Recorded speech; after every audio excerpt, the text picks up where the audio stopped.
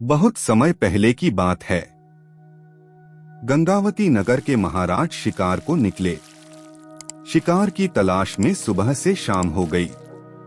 तभी अचानक उनकी नजर एक जंगली सुअर पर पड़ी। महाराज ने घोड़े को एड़ लगाई और सुअर का पीछा करने लगे। कुछ ही देर में सूरज छिप गया और घना अंधेरा छाने लगा। सुअर पत्तों की आड़ में खो गया।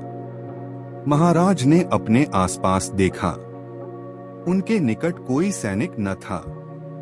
शिकार की धुन में वे स्वयं जंगल में अकेले निकल आए थे। महाराज को शीघ्र ही भूख प्यास सताने लगी।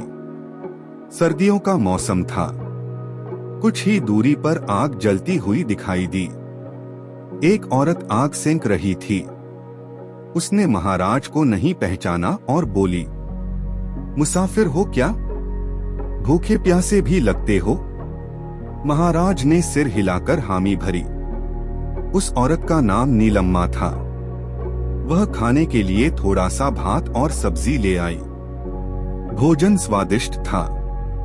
खाने के बाद महाराज ने पूछा, तुम इस घने जंगल में अकेली रहती हो? नहीं, मेरे पति भी साथ रहते हैं। वह अभी बाजार गए हैं, नीलम्मा ने उत्तर दिया। वह दोनों लकड़ी का कोयला बेचकर गुजारा करते थे।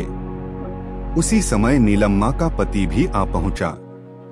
उसने राजसी वेश पहचान लिया और महाराज को प्रणाम किया।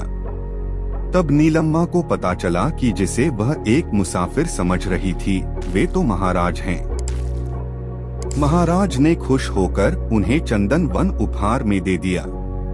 तभी सैनिक भी महाराज की खोज में वहीं आ पहुंचे और महाराज लौट गए। इस बात को कई वर्ष बीत गए। एक दिन महाराज पुनः शिकार खेलते खेलते चंदन वन में जा पहुंचे। तभी उन्हें नीलम्मा और उसके पति की याद आई। उन्होंने सोचा कि वे दोनों भली प्रकार जीवन यापन कर रहे होंगे। अचानक उन्होंने देखा कि एक बूढ़ी स्त्री लकड़ियों के टुकड़े चुन रही थी। उन्हें देखते ही वह स्त्री उनके पैरों पर गिर पड़ी। महाराज नीलम्मा की दीन दशा को देखकर चौंक गए और पूछा, क्या तुम्हारा पति तुम्हें छोड़ गया है? नहीं महाराज, हम आज भी उसी तरह प्रेम से रहते हैं और लकड़ी का कोयला बनाकर बेचते हैं। क्या? नीलम्मा की बात सुनकर महाराज ने माथा पीट लिया। उन दोनों ने सारे चंदन वृक्षों को लकड़ी का कोयला बनाकर बेच दिया था। महाराज ने नीलम्मा के पति को लकड़ी का एक टुकड़ा देकर कहा, जरा इसे बाजार में बेच आओ। बाजार में चंदन की लकड़ी हाथों हाथ बिक गई। नीलम्मा के पति को बहुत से रुपए मिले। तब उसकी समझ में आया कि उसने कितनी बड़ी मूर्खता की है। उपहार में मिला चंदन वन उनकी अज्ञानता के कारण नष्ट हो गया।